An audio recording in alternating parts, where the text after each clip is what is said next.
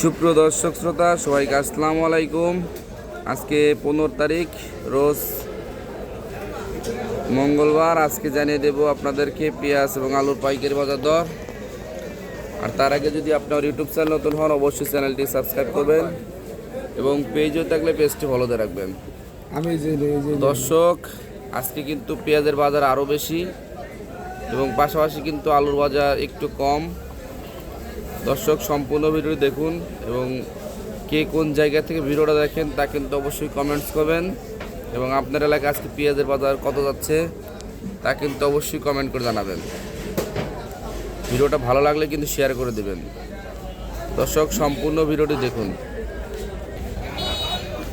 দর্শক দেখুন যে পেঁয়াজগুলো দেখা যাচ্ছে এখন, এগুলো কিন্তু রাজশাহীর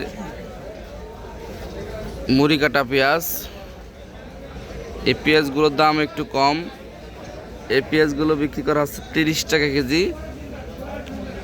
আবার এই পাশে রয়েছে কিন্তু রাজশাহীর সবচেয়ে ভালো মানের পেঁয়াজ। এই পেঁয়াজগুলো কিন্তু বিক্রি করা হচ্ছে আজকে 50 টাকা কেজি। এই পাশে রয়েছে কিন্তু দর্শক ফরিদপুরের ভালো মানের পেঁয়াজ।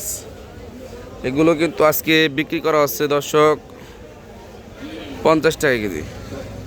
তো বলা চলে যে পেঁয়াজের বাজার কিন্তু অবশেষে হাফ সেঞ্চুরি করে ফেলেছে। 50 টাকা কেজি কিন্তু পেঁয়াজের বাজার হয়েছে। পাশাপাশি কিন্তু আলুর বাজার অনেকটাই কম।